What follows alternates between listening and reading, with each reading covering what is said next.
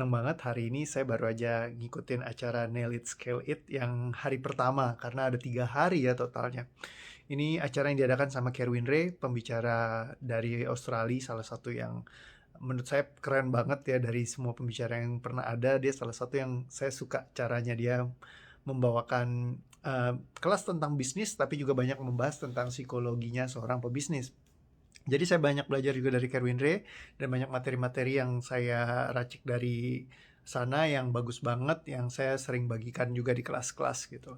Dan beruntung banget akhirnya bisa ngikutin kelasnya langsung live karena dulu kelas Nilit Scale It ini nggak pernah diadakan secara online. Jadi saya senang banget sih sebenarnya, tanda kutip ya, senang di dalam hal ininya. Saya senang ketika ada COVID-19 jadi banyak trainer-trainer yang bagus yang ngadain training dari luar negeri itu secara online gitu. Kalau dulu kita harus datang langsung soalnya. Dan kalau datang langsung memang ngabisin ya uang yang sangat banyak ya pastinya karena kita harus bayar tiket, penginapan, segala macam, ngurus visanya. Jadi prosesnya itu sudah panjang banget dan memang dari awal saya udah rencana pengen banget untuk bisa datang langsung ke sana waktu itu eventnya. Cuman waktunya nggak pernah cocok ya buat datang ketemu sama Kerwin Rae ini. Akhirnya ketika dia ngadain secara online ya udah bisa register secara online.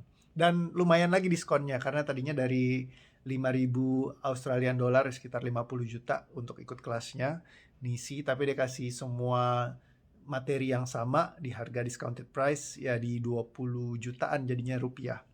Nah, jadi asik banget dan belajar banyak sekali di hari yang pertama dan excited buat hari kedua dan ketiganya lagi. Mungkin nanti akan saya share-share di kelas-kelas saya sih pastinya ya. Kalau misalkan di sini mungkin juga ada potongan-potongan yang saya sering bagikan juga yang saya dapatkan dari sana. Well, actually sampai sekarang saya belajar banyak banget dari Kerwin Rae dan rekomendasi banget buat teman-teman yang suka dan ada ngerti bahasa Inggris ya. Dia ngebahas banyak sekali ilmu bisnis dan juga ngebahas tentang psikologi manusia. Jadi sangat bagus banget, sangat recommended buat Anda semua. Nah, salah satu yang saya pelajarin hari ini adalah bagaimana dia bisa memanage timnya dengan sangat baik sekali dan juga dia ngasih lihat sebuah video di mana dulu pertama kali dia belajar untuk jadi pembicara di depan layar seperti ini gitu ya. Dia ngomongnya sampai terbata-bata segala macam dan saya ngeliatnya, oh my god, eh, kayak berantakan banget gitu. Tapi ya sekarang dia menjadi salah satu yang kalau ngomong tuh benar-benar memukau banget buat saya.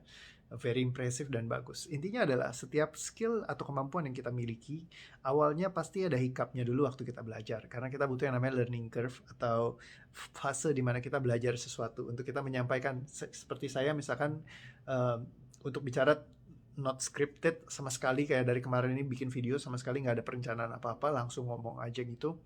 Ya itu butuh proses gitu ya. Awalnya mungkin dulu ya pas ngomong pertama kali ya hiccup banget gitu ya, nggak bisa lancar seperti sekarang ini. Tapi semenjak sering berlatih terus menerus dan membiasakan diri, akhirnya ya sudah mulai bisa berbicara dengan lebih mudah ya ketika di depan kamera seperti ini. Walaupun memang ya tidak ada form dan strukturnya, ngomongnya ya apa aja yang kepikiran di kepala lah langsung dikeluarin gitu ya.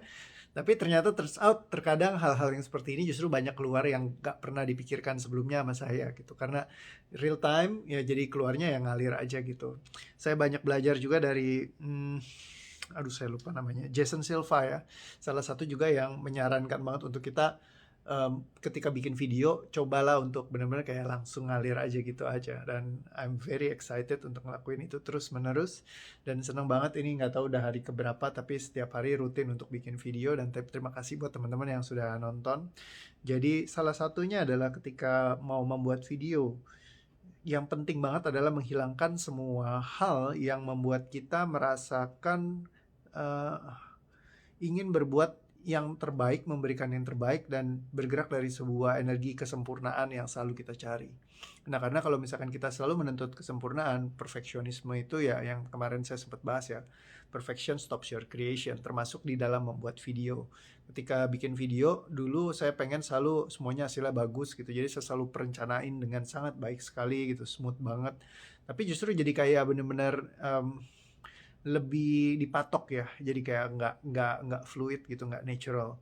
Tapi di sisi lain itu juga ada bagusnya juga, karena terkadang kalau kita mau kejar waktunya pendek ya, berbicara dengan struktur yang sudah diciptakan itu sangat-sangat bagus dan juga jadi nggak ngalor ngidul. Kalau kayak begini ya karena memang dibikin buat sehari-hari gitu ya. Jadi saya mengurangi untuk banyak editing atau segala macam, dan juga prosesnya supaya saya bisa langsung go show bikin video lebih ke arah yang rutinnya dulu saya kerjakan. Dan itu yang membuat saya jadi bisa mengerjakan ya ini semua tanpa ada kesulitan. Jadi kadang-kadang ketika kita mau bikin sesuatu menjadi rutin ya, dimudahkan dulu deh. Itu juga salah satu yang saya belajarin. Kalau Pak Tung Desa Muaringin waktu itu juga saya ingat banget yang dia cerita kalau misalkan dia pergi keluar kota jauh lama gitu ya prosesnya, waktu dia ngurusin buku toko bukunya dia ya, pas lagi di mobil itu pasti perjalanan jauh. Pas perjalanan jauh itu bagaimana caranya supaya kita tetap bisa happy ngejalanin itu semua, dia bilang ya dibikin nyaman ya, misalkan sediain minuman, snack-snack, terus juga baca buku. Jadi ketika berproses walaupun perjalanannya jauh, tapi jadi rasanya lebih menyenangkan gitu, nggak berasa seperti perjalanan jauh. Nah sama ketika bikin video, saya juga mengurangi semua keharusan saya untuk menjadi sempurna, keharusan saya untuk semuanya diedit dengan baik ya. Bahkan terkadang saya pakai baju ngasal, kostum nih kemarinnya diomelin, tolong dong lebih rapi dikit, ya udahlah saya ganti, saya kasih minimal ada penutupnya lah. Ini baju masih baju kemarin nih. Ya tapi yang penting bisa seru-seruan, bisa sharing sesuatu ya, insight-insight pemikiran ya. Jadi ya hopefully teman-teman bisa belajar sesuatu. Intinya kita tidak perlu untuk menjadi sempurna dulu untuk kita melakukan sesuatu, tapi melakukan dulu ya. Better done than perfect itu juga salah satu yang penting banget. Jadi lakukan saja sehingga kita bisa ngerjain semuanya, bisa ada jadinya, bisa ada hasilnya. Itu lebih baik daripada kita nungguin sampai benar-benar semuanya sempurna, malah jadi lama nantinya.